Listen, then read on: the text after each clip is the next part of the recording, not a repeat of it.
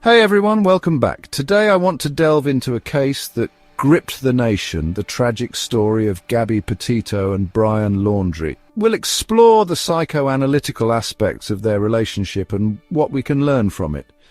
Was an adventurer with a massive online following. Her van life journey seemed like the epitome of freedom. But behind that free-spirited facade was a young woman grappling with emotional turmoil. Private messages and distressing interactions revealed her internal struggle, often blaming herself, a common trait among victims of coercive control and domestic abuse. It's a heartbreaking defense mechanism where continuous emotional manipulation erodes the victim's sense of self-worth.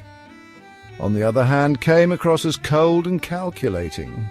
Forensic experts observed traits often seen in narcissistic or borderline personalities. His texts and police interactions showed a pattern of manipulative behavior, insisting on control over even small aspects of Gabby's life. This kind of dominance, often masked by a composed exterior, kept Gabby in a state of dependency, was a cornerstone of their relationship. Brian's emotional manipulation swung between anger and remorse, destabilizing Gabby and increasing her dependency on him. The isolated van life, rather than being liberating, likely deepened her sense of isolation and made her more reliant on Brian. Gabby's tendency to blame herself is a tragic illustration of the psychological effects of intimate partner violence. Victims often internalize blame, protecting their abuser while eroding their own self-esteem. Is telling. Gabby's visible distress contrasted sharply with Brian's detached composure, a significant red flag that experts recognize in abusive relationships. Now, let's touch on the broader societal context. Brian's upbringing may have contributed to his controlling behavior.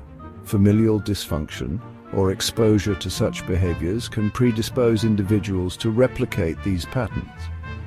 His references to his mother's influence suggest unresolved conflicts that may have shaped his approach to relationships.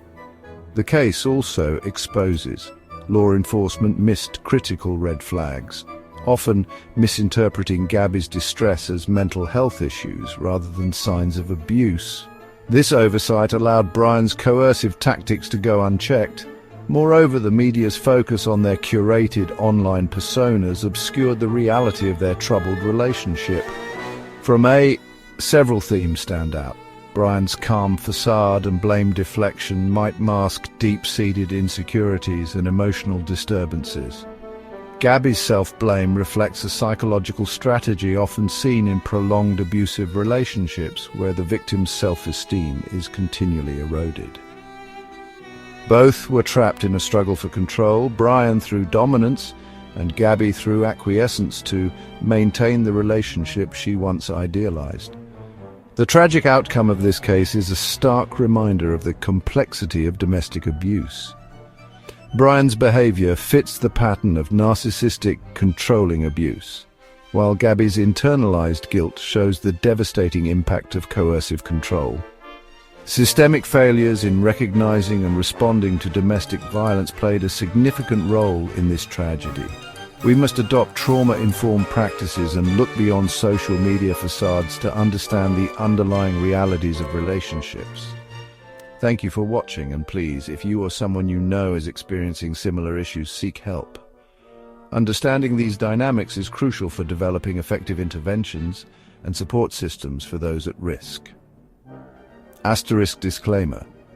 This overview is based on publicly available analyses and media reports. It is not a clinical diagnosis or a substitute for professional mental health evaluation. Sources: Forbes, People.com, Today.com.